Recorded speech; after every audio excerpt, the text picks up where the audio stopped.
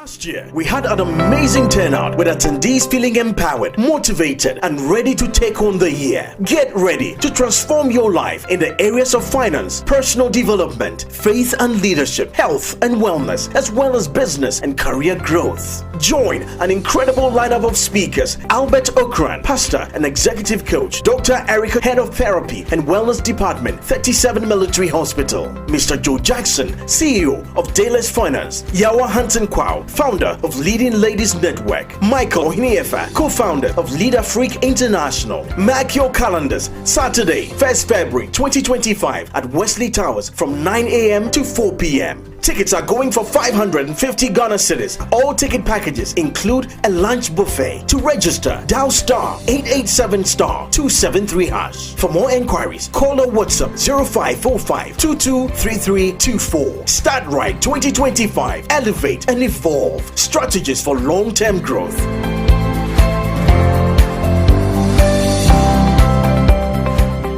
Last year, we had an amazing turnout with attendees feeling empowered, motivated, and ready to take on the year. Get ready to transform your life in the areas of finance, personal development, faith and leadership, health and wellness, as well as business and career growth. Join an incredible lineup of speakers: Albert Okran, pastor and executive coach; Dr. Erica, head of therapy and wellness department, 37 Military Hospital; Mr. Joe Jackson, CEO of Dayless Finance; Yawa Hansen Kwao, founder of Leading Ladies Network; Michael Hiniefa, co-founder of Leader Freak International. Mark your calendars: Saturday, 1st February 2025 at Wesley Towers from 9 a.m. to 4 p.m. Tickets are going for 550 Ghana cedis. All ticket packages include a lunch buffet. To register, dial star 887 star 273 hash. For more enquiries, call or WhatsApp 0545 223324. Start Right 2025. Elevate and evolve. Strategies for long-term growth.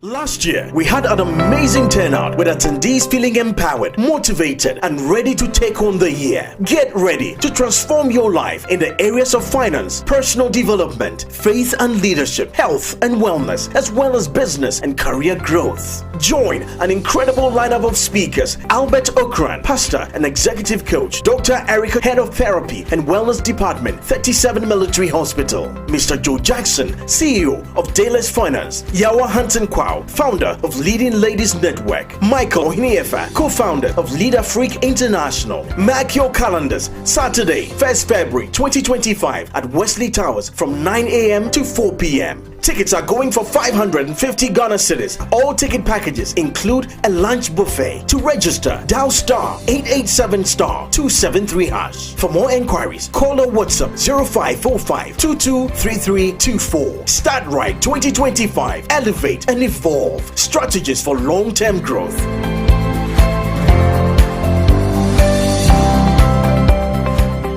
Last year, we had an amazing turnout with attendees feeling empowered, motivated, and ready to take on the year. Get ready to transform your life in the areas of finance, personal development, faith and leadership, health and wellness, as well as business and career growth. Join an incredible lineup of speakers: Albert Okran, pastor and executive coach; Dr. Erica, head of therapy and wellness department, 37 Military Hospital; Mr. Joe Jackson, CEO of Dayless Finance; Yawa Hansen Kwao, founder of Leading Ladies Network; Michael Hiniefa, co-founder of Leader Freak International. Mark your calendars: Saturday, 1st February 2025 at Wesley Towers from 9 a.m. to 4 p.m. Tickets are going for 550 Ghana cedis. All ticket packages include a lunch buffet. To register, dial star 887 star 273 hash. For more enquiries, call or WhatsApp 0545 223324. Start Right 2025. Elevate and evolve. Strategies 7 on Facebook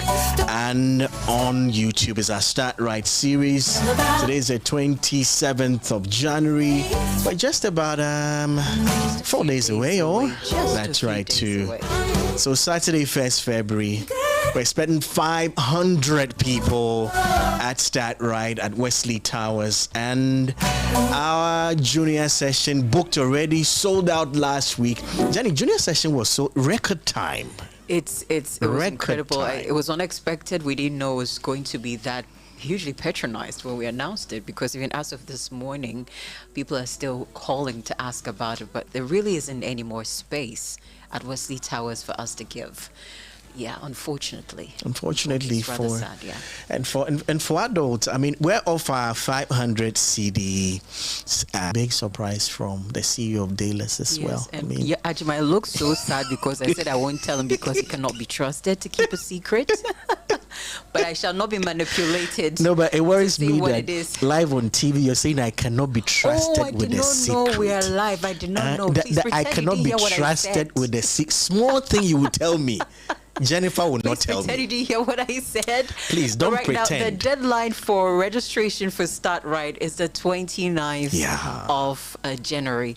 But just know that between now and 29th, we could come to you on the 28th and say we are fully booked for others. And there isn't much we can do about that also.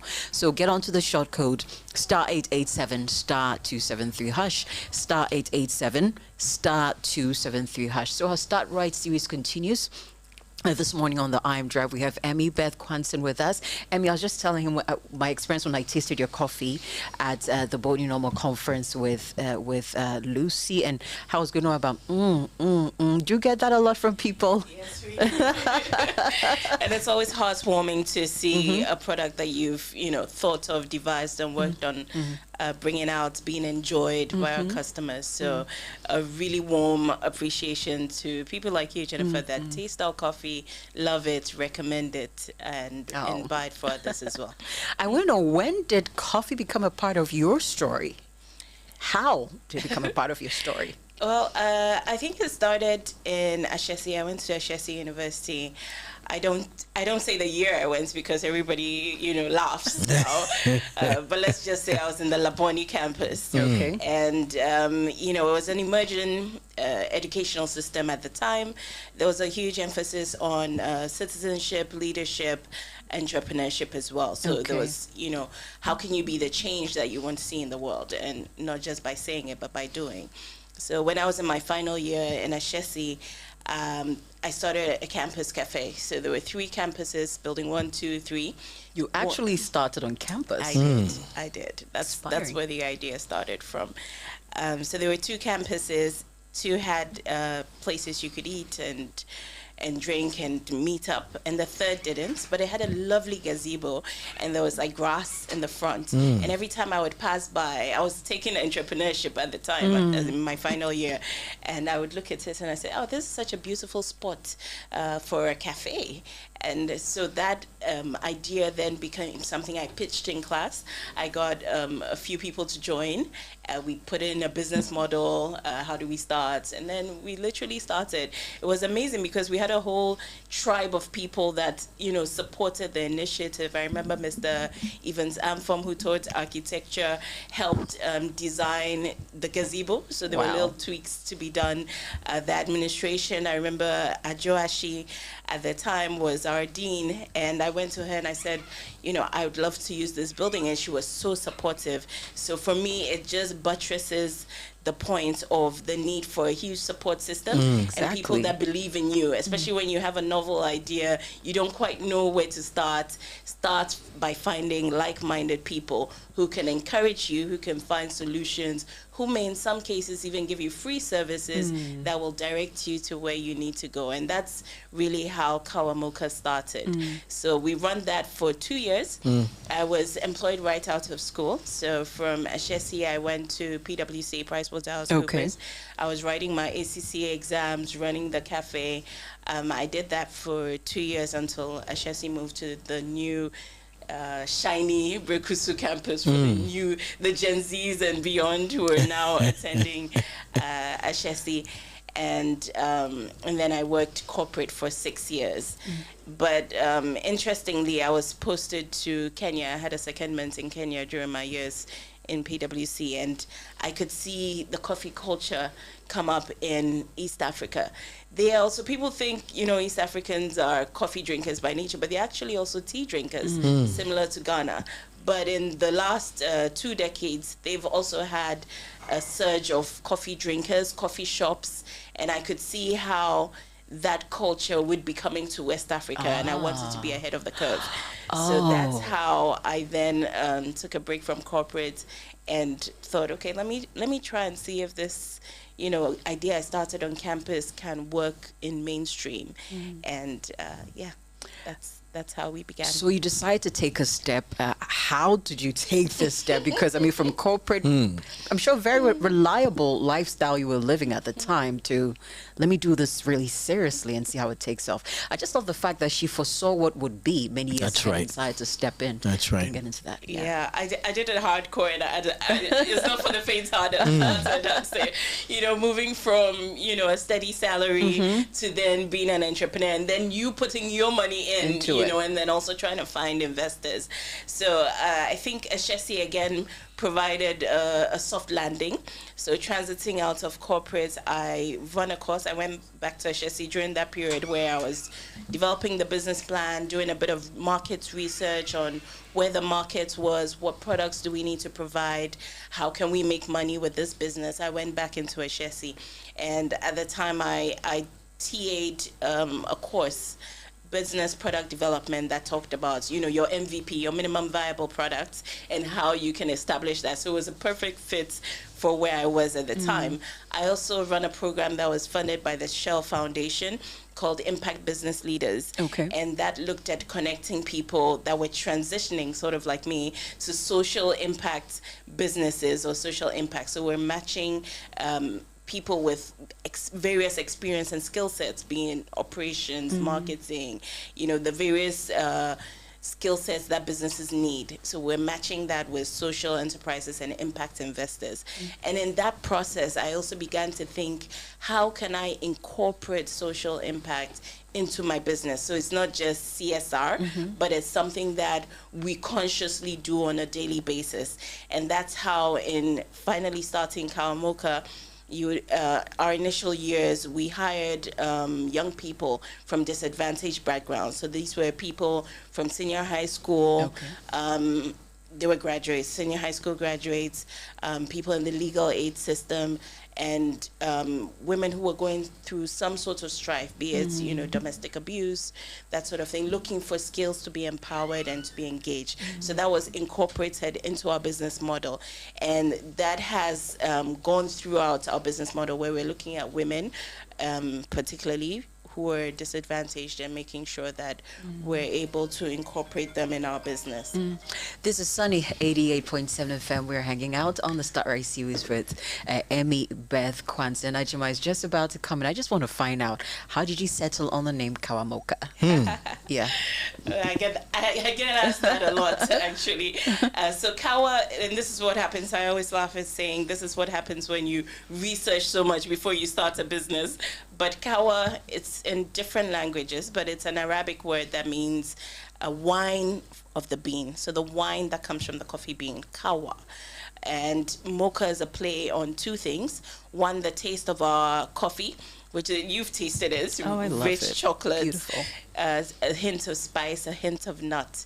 That's our flavor profile. So Moka speaks to that. It also speaks to the port of Moka in Yemen, which in the olden days was known as the transit points for high quality coffee being sent to the world. So that embodied our mission, taking Ghana coffee that tastes like chocolate and then sharing it to the world. So Kawa Moka was born from there. Ajabai. Jenny, I don't know about you, but I just wish you had tasted this coffee before this conversation. for some funny reasons, for some funny reasons, I'm smelling coffee in my nose right all now, of a I'm sudden. smelling it also. You smell it as well, eh? We are making some coffee for you because you can't talk about Kawa Moka and not take Because I'm like, where's this smell coming? Is it in my head? It's not in your head. I'm actually smelling coffee here.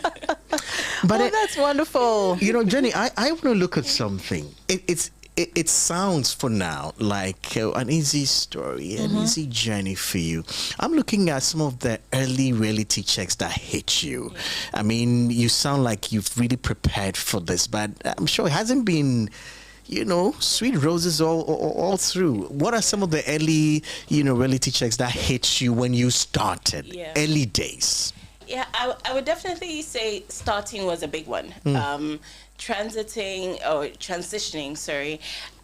from corporate into entrepreneurship full time, there was that analysis to paralysis. I told you all about my research and doing the business model. It was actually getting to a point where it was like you're researching more than actually doing. And that was a bit disturbing for me. It's like, how do we move past this inertia? And here collaborations helped. So our first cafe, we started as cafes because that was the initial vision of Kawa Moka, to set up a series of cafes across Africa, across Ghana, that would serve indigenous coffee. And we partnered with Impact Hub at the time to start our first cafe. So that moved us from that inertia. So it was like, look for collaborations, partnerships that can help you get to where you want it to be. And one of the reasons we had that inertia was after we did our business model, we realized that, rent in Accra it was a big thing, so everywhere we'd go, you want a prime location, you want a decent space, and everybody at that time would say even something like $1,000, and you need to pay a year or 2 years in advance. That doesn't even include modeling the place, the space, to make it look like, what you want it to look like. So that initial startup cost was quite high. So we had to think about ways that we could overcome that. And one of the ways that we found out or were able to develop was with Impact Hub Accra, where we started our first cafe. So we literally just started with like a table with a little espresso machine. I remember when we brewed the first coffee. At that time, Seed Stars was in Ghana, and they were doing their first pitch competition. And the guys from there were like, "We need good coffee. We need good coffee." So we took the espresso machine, and then we served that coffee, and they were like, "Oh, finally, thank God we have coffee in Ghana." So it was like, "Oh, great, we're on a path where people get to have an elevated coffee experience." And that was one of the challenges we were able to overcome. So I'd always say, start with what you have. If you look at the big picture, it always seems intimidating, overwhelming. You may not actually move forward, but once you start in little bites, you'd be surprised when you look back, how far you've come. We're live on Facebook, also on YouTube. I think our coffee is coming. Ajimai, two things I'm picking up from her: collaboration. Even before collaboration, research. Research enough into what you're going to do, to the point where you think you're actually researching too much. So, yeah, Ajimai. And that's something I think Michael Ohinefa was hitting on when we met Michael. Before you start a business, Michael was going through the 4 processes of starting. And I think research is big, Most of us, we're seeing laundries opening up in Accra these days. Okay, I want to open a laundry. I've got some money there. And you start a business, whether it's going to be a good need, whether you're solving a problem or not, we just start a business. And so this is big for us, research. And so on the 1st of February, when we do our breakout session for the businesses, I'm hoping that owners of businesses listening to us, get your team to be on this. You can run a company where you're the only person who knows the tomorrow of the business, or who knows the strategies to get to tomorrow. Get your team on, sign them on. If you want a corporate kind of ticketing this morning, reach out to us, talk to us, call 0243-664623, 0243-664623, or 0244-229230. And sign on. On Facebook, I'm seeing quite a few of you there. Douglas said, "I can't smell the coffee from here." Yes, you can smell the coffee from here. Yeah. Cheers to you, Douglas. Cheers. You said, let the free coffee flow. It's flowing in the studio. In the studio, yeah. It's flowing in the studio. Jenny, I see a big collaboration with women.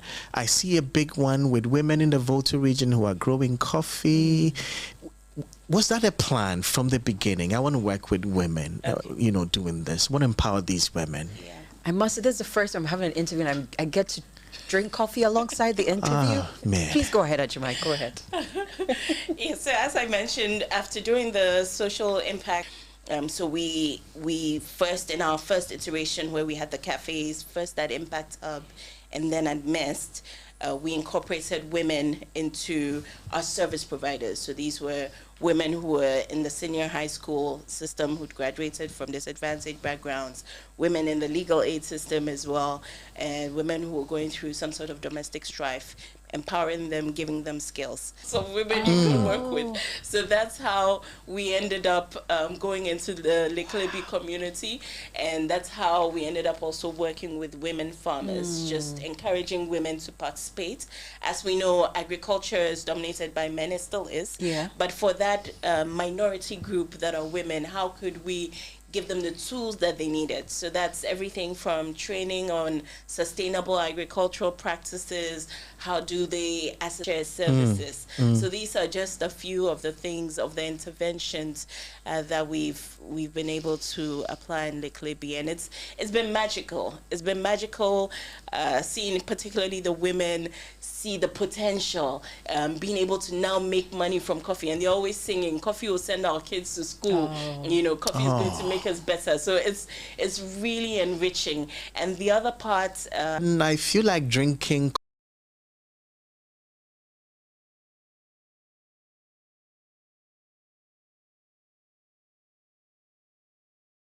sharing her story and her journey. I'm picking up little nuggets that we shouldn't take certain things for granted. I mean, she goes to CIBS for a course and she meets someone who provides the solution. And today, Kawa Moka is where it is.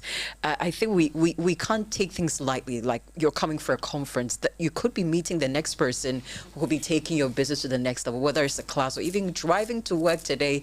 The next person driving by your left, just a quick conversation could turn into something else. You know, So, Jenny, I was just about asking her Mm-hmm. how trainings and mentorships have shaped your business, because it looks as if you have done a lot of interfacing with trainings and programs. How have it built, you know, your experience on the business, starting with a business that is relatively very new in Ghana, you know?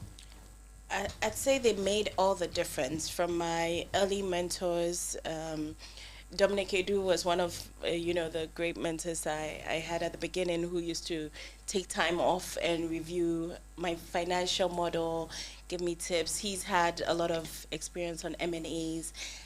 He's retired now, but he was the CEO of Ghana Home Loans and then FMB Real Estate. So that was, I mean, you can't take it for granted when someone, especially someone who's so busy and has such experience, takes time off to give you that kind of support. So my early mentors have been amazing in just making you think about the various ways that you can build the business.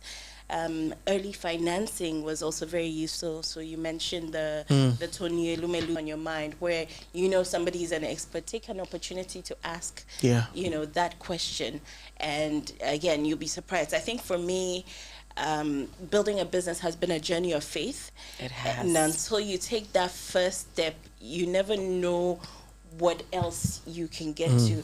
And people call it the universe, but it's really God working to put into your path the people that are needed to get you to the next level. And I've been very blessed to have so many people who've been part of our story, who've encouraged us. I remember when we did our first production of coffee, Kojo Keja just put a picture. He does furniture and African furniture.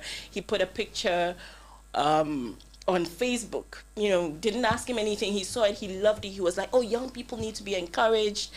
People need to know about this. He put the picture on Facebook. We got so many calls from that, people wanting to buy. So it's just having, people who just see it, believe in it, and then tell other people about it has been so phenomenal for our business as well. Having this conversation with Emmy, I mean, she's been so practical with the stuff she's sharing and how she's done it step by step. Ajimai, if you read her story, realize that she's moved into retail. She's selling her product throughout Africa. She's just telling me this morning, even beyond Africa. Emmy, for any business person listening to you this morning saying, that's where I want to get to, how did you do it? From Ghana to other African countries beyond Africa? One step at a time. I think we're living in a an amazing time where we have access to the internet. That's right. Where we have all these, the Gen Zs do TikTok. We are still stuck on Instagram. But, there's TikTok, there's Instagram, there's Facebook. There are all these platforms, e-platforms, where you can list your products and then you can sell. So that's a great, easy way to begin selling and to begin crossing borders. Because once you have a payment system where somebody can look on your site and then make payments, you can literally make sales anywhere in the world. Yeah. And with our e-commerce sites, we've been able to ship globally, where people just, look at their websites, want to try Ghana coffee, and then they order. And this has been a steady stream of income for us. We've also had partnerships with various organizations. So our business model is not necessarily to mass produce, but it's a niche market where Ghana coffee is something unique. You usually haven't tasted it. So we have strategic partners, especially with people who align with our vision and our impact. So for example, in the US, we have a partnership with an organization called Ujima that is creating awareness around domestic violence. So they have meetups, every month, and it's powered by Kawa Moka coffee. Okay. So that's a typical example of a type of collaboration that can help you cross borders. So it's one step at a time, and finding the right people who value your products and will pay for it. And they're out there. I want to talk about finding the right people as staff for your business. How do you go about it? I think, again, we first spoke about the foundational aspects, the research. So doing your customer segmentation is a big part of that.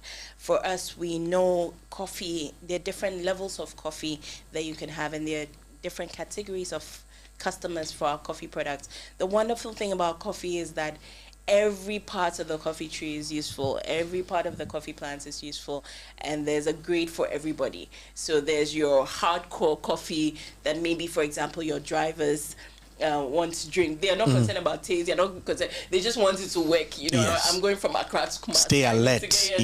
I need to stay alert. Then you have your niche markets, which is your people in the corporate organizations, for example. They may be people who've traveled and seen how the coffee experience is outside, and now they've come to Ghana. They want a better coffee experience. And then you're able to say, okay, these people understand what we're doing in terms of filtered coffee. It's not your traditional just pour hot water in it, but there's an additional brewing that needs to go to it. It's an organic product. It's completely natural. They understand the benefits of it. Because another thing we faced in Ghana was people say, oh, my grandmother said coffee is not good. And we even had that with our staff, where we were trying to train young people to make coffee. And they said, no. We've been told it's not good, so we can't even make it. But over time, you educate around the benefits of coffee. It's rich in antioxidants. It's really good for your body. It energizes you. It helps with fat reduction. A lot of people who are doing keto and those kind of diets use coffee, because then it helps you. It gives you energy, and at the same time doesn't make you hungry.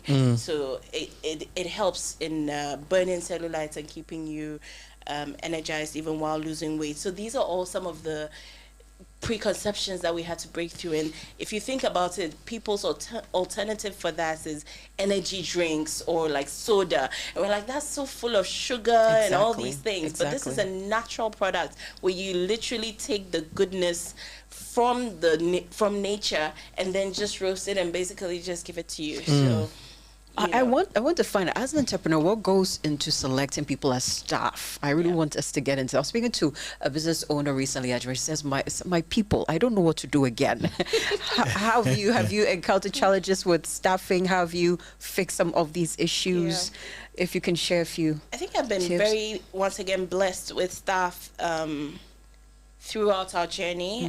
This is our 10th year of operation. Congratulations. Thank you. Wow. Thank you. I was looking back and I was like, have we really been doing it for that long? And we've been blessed with so many people who've immediately just understood. Okay. And I think it's also part of it is the why of the business. If you have a why that your staff or the people who are working with you can buy into, that they also believe, it does make a difference. Can be a game changer. it can be a game changer. From our initial staffing, we were looking at women from young women from disadvantaged communities. You could see that there was a sense of community and shared purpose and supporting each other. So that was already, there. And then the appreciation for the skill. So also wanting to be better, that genuine desire to be better. And then we also complementing that with skill sets. So there's training, and it's not just training on how to do the work, but the kind of attitudes. So we had a lot of customer service training, for example. How do you talk to your customers? How do you get people to understand what you're selling? Do you even know what you're selling? What's with, so a lot of training also goes in there. And I think there needs to be a lot of communication around expectations on both sides, because I hear a lot of people say, oh, and this person cheated me, or so how do you make people realize what your investment is and what their role is as well? I think that conversation, and sometimes it can be a difficult conversation, but just having that understanding of this is what the expectations are, this is what the remuneration is, this is what the benefits are, and this is how we're growing together. So also opportunities for growth.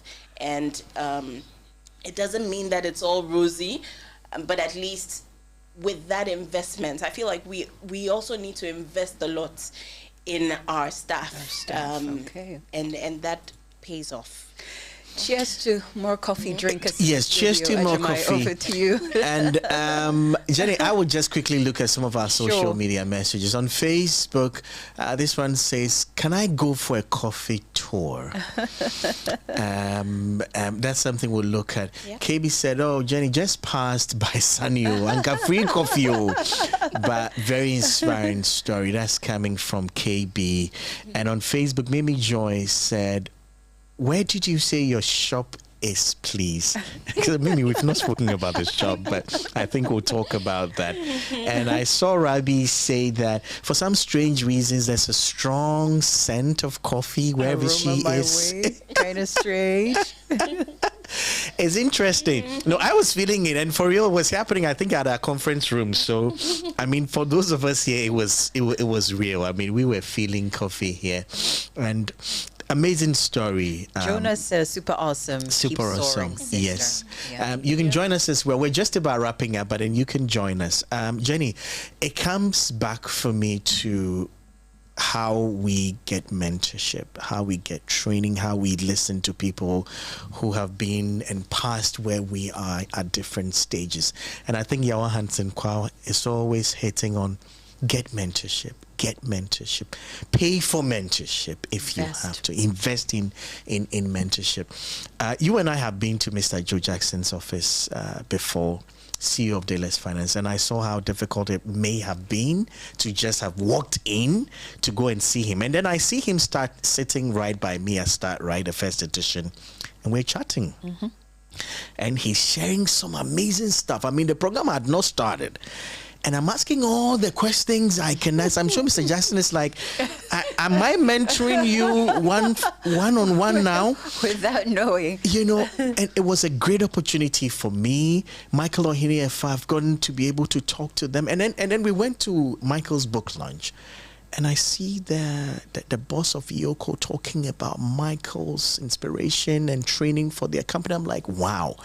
And I can pick up a phone and call Michael and talk to him. Same with Yawa and others. So it pays to be mentored. And that's why for occasions like this, where you have like 5 big, people in Ghana who can mentor in different ways, do not let this pass you by. I think it's going to be a great start for your year. And so remember to sign on to Start Right. I mean, for your team, for yourself, maybe your church members, people who are close to you. You shouldn't be the only strong tree in your circles. It means something is wrong with you in your circle. So sign on, Start Right. *887 *273#. That is *887 *273#. Sign on today. I don't think by Wednesday we may still have seats for you. So sign on today. 0243664623. Call if you're having any challenges. Before we go, I want you to share just about one or two lessons you have learned as a young person who have started a business employing so many people now, directly and indirectly impacting a lot of women across this country, and they also now, because it doesn't seem like it will work in Ghana. What two lessons would you share to our listeners on Facebook, on TV, on social media this morning? The first is the number of opportunities in the coffee value chain. Very passionate about creating awareness around young people that there are a lot of jobs in coffee. It's not your traditional career. You may not necessarily think of it top of mind when they ask you what you want to be. But if you look at developed countries, most people, even when you're doing your PhD, you may be working in a coffee shop. It's a dignified job that gives you, especially that stopgap funding for whatever you want to do. There also, people don't reinvent the wheel if you don't need to. What has been done before? What has worked before? Who knows about it? Who can help you get there faster? And the role of mentors in making the journey that less painful cannot be emphasized enough. Auntie Esther Koba of Stratcom has been an amazing mentor for us. Whether it's crisis management, communication, she's always been by our side. You know, there's so many people along the journey, and I can tell you that they've helped leapfrog. They've mentioned, you know, our names in rooms where we are not present. And that has been very impactful in getting us to the next level. AB and David, for example, they just finished the Crystal Ball. And again, we talked about informal mentorship. But one of the ways I've been mentored by AB and David was by their lead partner, David, asking us to buy. Abna says, lovely conversation, very inspiring. Thank you. Abna is listening in from the US. Yes. And Jenny, there's a question here. But before I go on that, in 2019, you have sold a ton of coffee. It's incredible. 4 years after starting your business, you've sold a ton of coffee, and you are not directly growing coffee. It's incredible. I mean, but there's a question here that is related to what you do. Somebody said, I learned it's addictive, and we're talking about, so how can I prevent that? How many times do you advise I take coffee? I'm sure for a coffee, somebody who's working, these are some of the things you look at.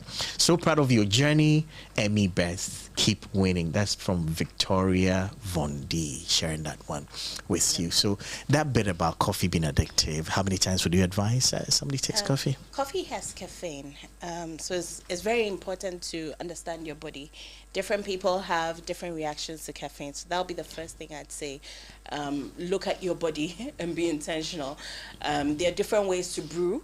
You can brew it lighter. There are different roasts. So you have a light roast, a medium roast, a dark roast. The dark roast has less caffeine. So if you're sensitive to caffeine, then our recommendation is a dark roast. You can brew it light. You don't have to make it very concentrated. And again, depending on your tolerance level, I know people who have 1 cup a day and they're fine. There are some people who need 4 cups a day. You know, you need to listen to your body.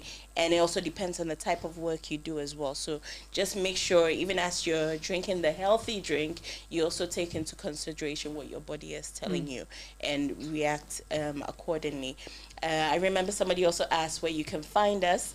Because some people will come not thinking about coffee, and all of a sudden they listen to Sunny FM and they want coffee. So go ahead. Indeed. You can buy, we sell through retail predominantly. So you can buy a pack of Kawa Moka coffee at Mig Mart, Made in Ghana Mart in Laboni and in East Legon.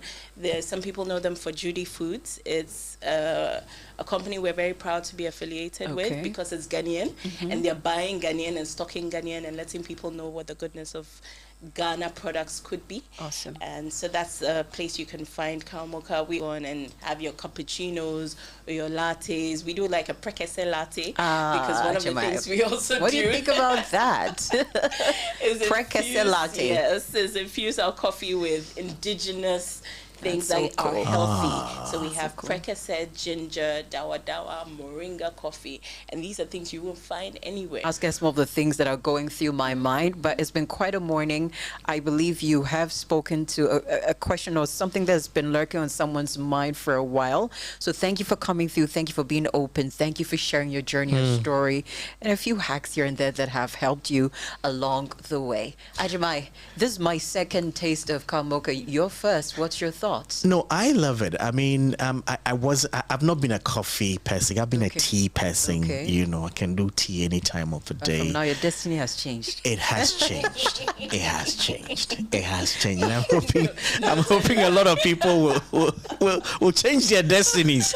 As you listen, Valentina Kodia said, Kawa Moka all the way. Really love it. We love this conversation we've had with you. I am proud of you. Yeah.